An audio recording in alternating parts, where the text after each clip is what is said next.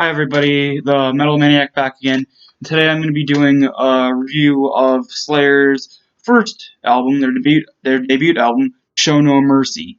This was released back in 1983, and soon after became stuff of legend. Um, so I'm going to get into naming off the band members really quick. On vocals is Tom Araya, and he's also on bass. Almost forgot to mention that. On guitar is Kerry King and Jeff Hanneman. I don't know how you pronounce that. Um, and on drums is Dave Lombardo. Um, this is a very, very different Slayer album compared to the rest. It is a very unique sort of sound that is not their quote-unquote signature sound. They wouldn't get that until I believe Hell Awaits. I think was where that was more started off to be prominent. This is a more how do I describe it? Oh yeah, stumbling with my words today. Hell Awaits onwards is Slayer's signature sounds a lot very I don't know how to describe it, but Slayer-esque. It's very fast-paced, very dark, to the point.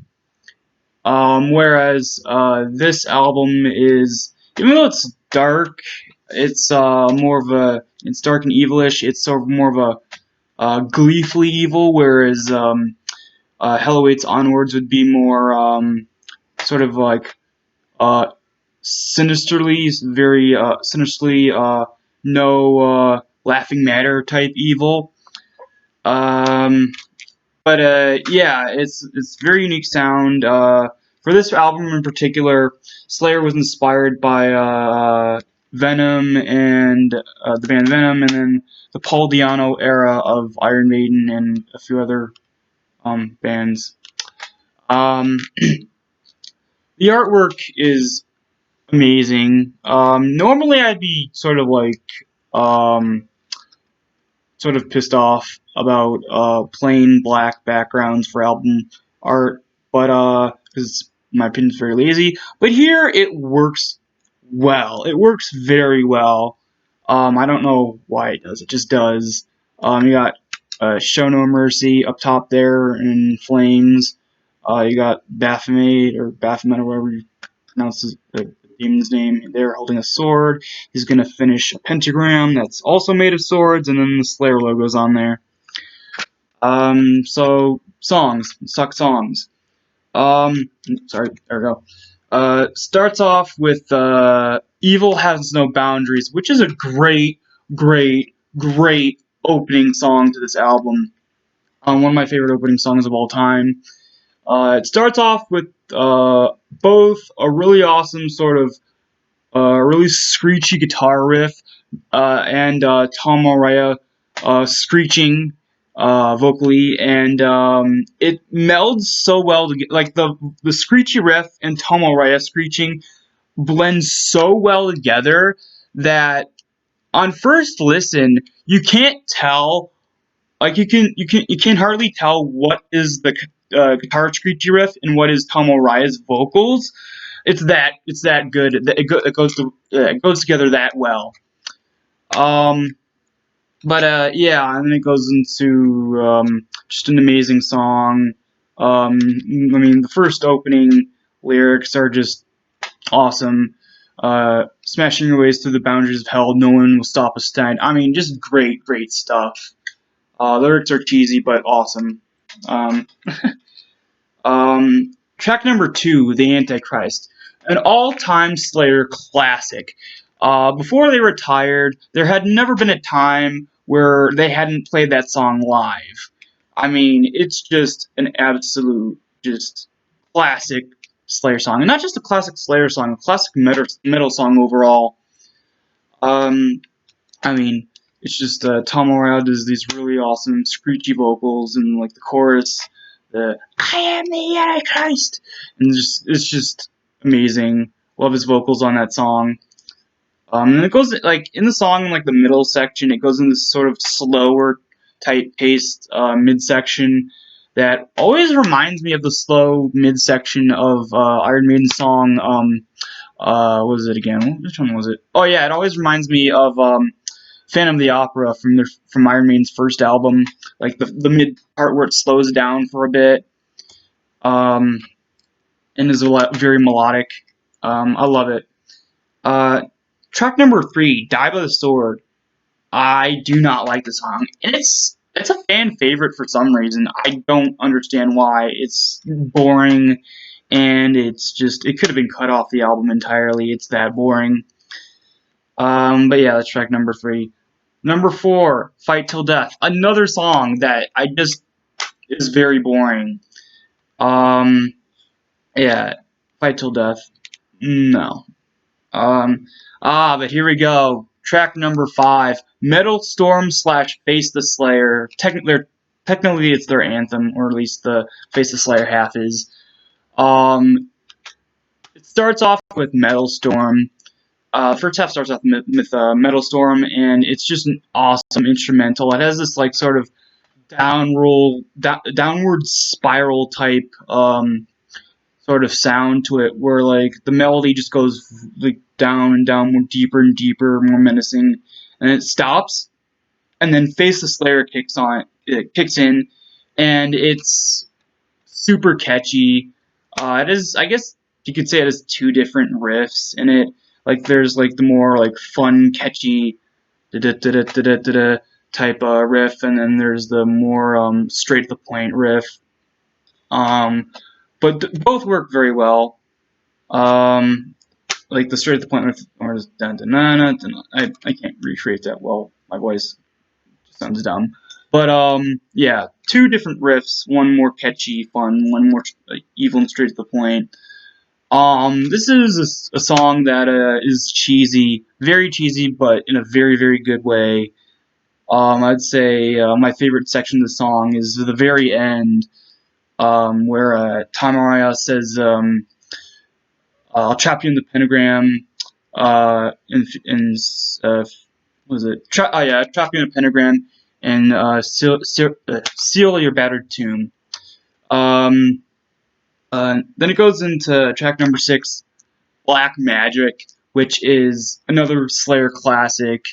Now I actually prefer the version off of Live Undead slightly more to this version, and I guess it's just because the Live Undead version is a lot faster paced. Well, all the songs on Live Undead are faster paced. Um, yeah, the Live Undead version's faster paced. It's more venomous. It's more just has more life to it. But that doesn't mean I don't love the studio version. The studio version is very good, but it can't quite compare to the live version. It's very good still.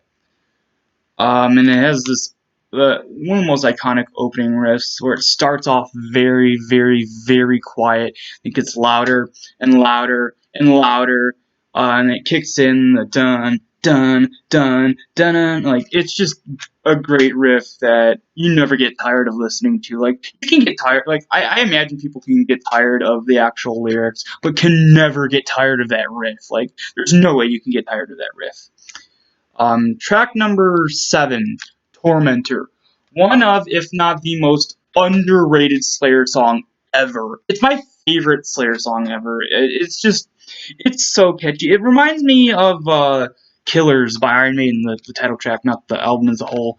But it's just it's great. It starts off with this sort of slow drum intro, the dun dun dun dun dun dun, and it just sort of like keeps going like that for I don't know a minute or two, and then all of a sudden, in like if you're listening to it on CD player or record player or whatever, on one side the riff kicks in the like it kicks in on one side of the audio, and then right after that it kicks into the other side, and it's on the riffs on both sides, and it goes into the main the opening riff goes into the main riff, and then it just kicks off from there, and Tom Araya starts his opening lines, and it's just awesome. And then the chorus is amazing.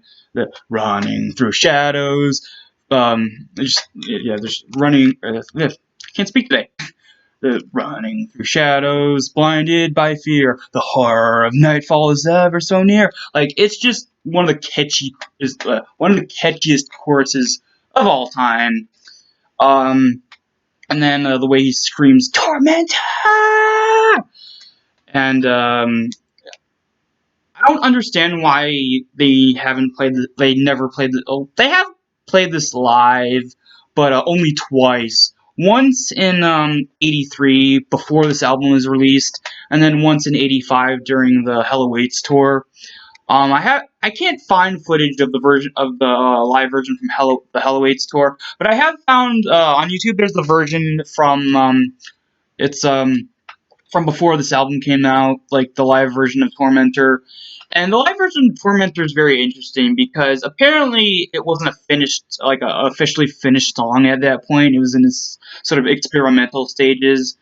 Like 2 minutes into the song, the live version from '83, 2 minutes into it, you would not recognize it because instead of like keeping it fast paced throughout the rest of the song like the studio version, the early live version from '83, it slows down. It slows down and goes into this more sort of mellow riff with in like the later half, Tom Araya just going oh,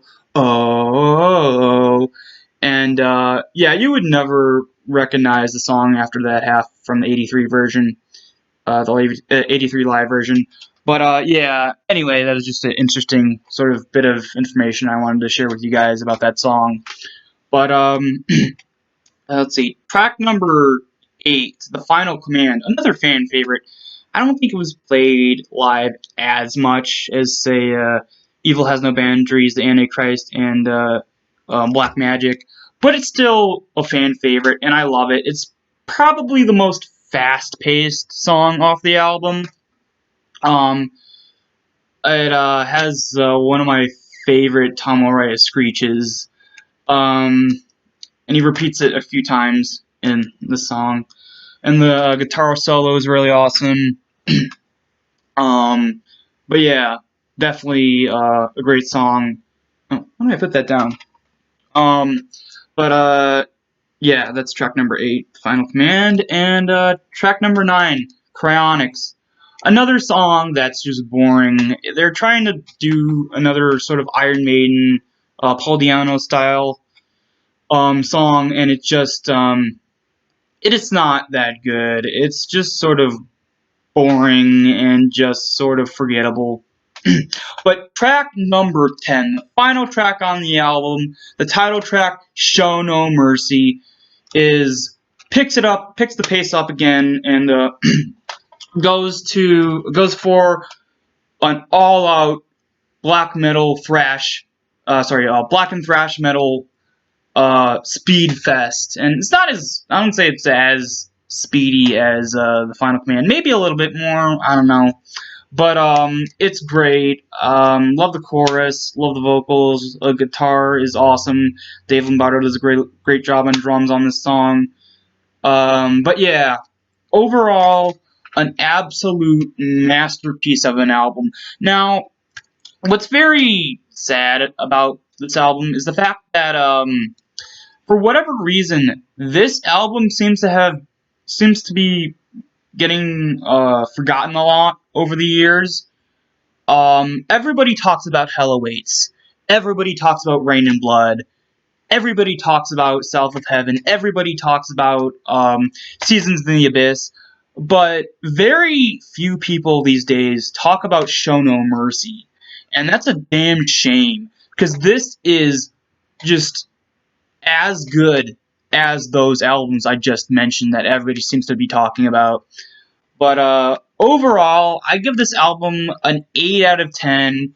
Great album. A few songs that are terrible. Well, not terrible, but just forgettable. But the rest of the songs are absolute awesomeness. So, yeah, that's my review for Show No Mercy by Slayer. Hope you guys enjoyed, and I'll see you in the next video.